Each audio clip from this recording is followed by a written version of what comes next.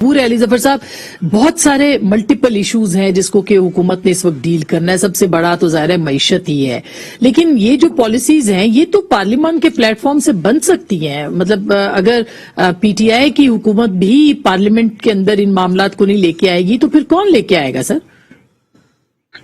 دیکھیں، سب سے پہلے تو تھوڑا سا کلیریفائی کروں میں کہ نیشنل جو پالیسی ہوتی ہے، security policy, security plan, security ڈاکٹرن، مختلف اس کو نام دیے جاتے ہیں. یہ ہوتی کیا ہے؟ کیونکہ جب تک ہم وہ نہیں سمجھیں گے یہ ساری جو بحث ہے وہ کسی اور ڈائریکشن میں جاتی رہے گی. یہ نیشنل سیکیورٹی پلان جو ہوتا ہے یہ ایک جو ڈیفنس پالیسی ہے، آپ کی لا اینڈ آرڈر کی پالیسی ہے، آپ کی اکنامک پالیسی ہے، یہ ساری نجی پالیسیز ہیں. یہ ایک اعلیٰ درجے کی پالیسی ہوتی ہے جس کا مقصد یہ ہوتا ہے کہ سب سے پہلے آئیڈینٹیفائی کرے، سب سے پہلے یہ شناخت کرے کہ ملک کو اندرونی اور بیرونی کس قسم کی مسائل ہیں، کس قسم کے خطرے ہیں، کس قسم کے پرابلمز ہیں، اور دنیا میں، انٹرنیشنل دنیا میں بھی اور ڈومیسٹک لیول پہ بھی کیا کیا اپرچونٹیز ہیں، کیا کیا ہم لے سکتے ہیں فائدے. اس کے بعد یہ ایک پالیسی بنتی ہے جس کے 4 حصے ہوتے ہیں. ایک ہے پالیسی، وہ ایک جنرل پالیسی ہوتی ہے جس میں آپ یہ سب کچھ دیکھتے ہیں اور اس میں یہ بھی پلان بناتے ہیں کہ جو مختلف اپرچونٹیز ہیں یا چیلنجز ہیں یا خطرات ہیں ان کو جو ہماری مختلف ادارے ان کو ڈیل کر رہے ہیں ان میں کوآرڈینیشن کس طرح کرنی ہے، ان کے رول کیا ہوں گے. تو اس میں ایک پالیسی کے بعد ایک پروگرام بنایا جاتا ہے اور پروگرام کے بعد ایک 3rd سٹیپ ہوتی ہے مینجمنٹ.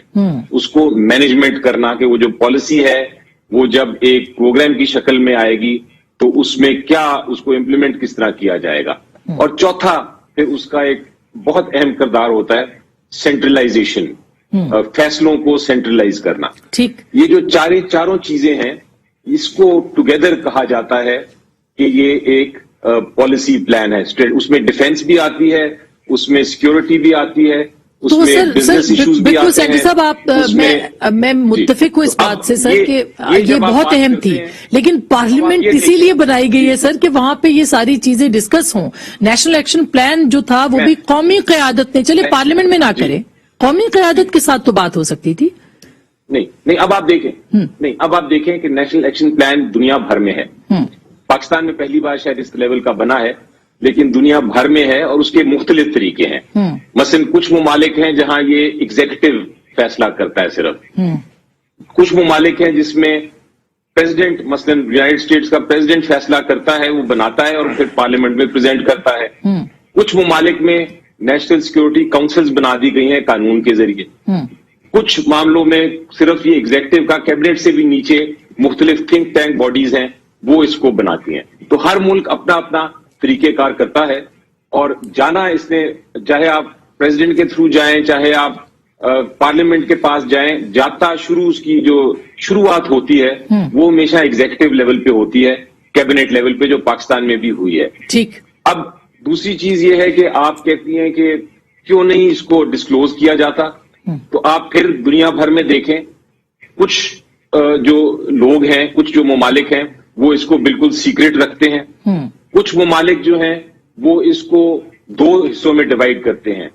کچھ اوپن اس میں ایشوز ہوتے ہیں جو پبلک کو ڈسکلوز کیے جاتے ہیں، پارلیمنٹ میں بھی آتے ہیں. کچھ جو ہے کلاسیفائڈ ہوتے ہیں. تو سر اس کے لیے ان کیمرہ بریفنگ کر لیتے، لیکن آپ لیڈر آف دی اپوزیشن کو بلاتے، آپ پاکستان کی جو دیگر جماعتیں ہیں ان کے سربراہان کو بلاتے، یہ تو ہو سکتا تھا نا. اب دیکھیں، جب آپ اس کا، میں نے آپ کو پہلے بتایا کہ پہلا لیول ہے اس کا پالیسی میکنگ. پالیسی میکنگ میں آپ کا ایک بہت اہم رول ہے کہ اس پالیسی میں آپ نے کس طرح پورے ڈومیسٹک لیول پہ اپنے جو بھی سٹیک ہولڈرز ہیں ان کو بھی ان کانفیڈنس لینا ہے، کیونکہ ہر کوئی سٹیک ہولڈر ہے. وہ لیول آتا ہے جب پروگرامز بننا شروع ہوں.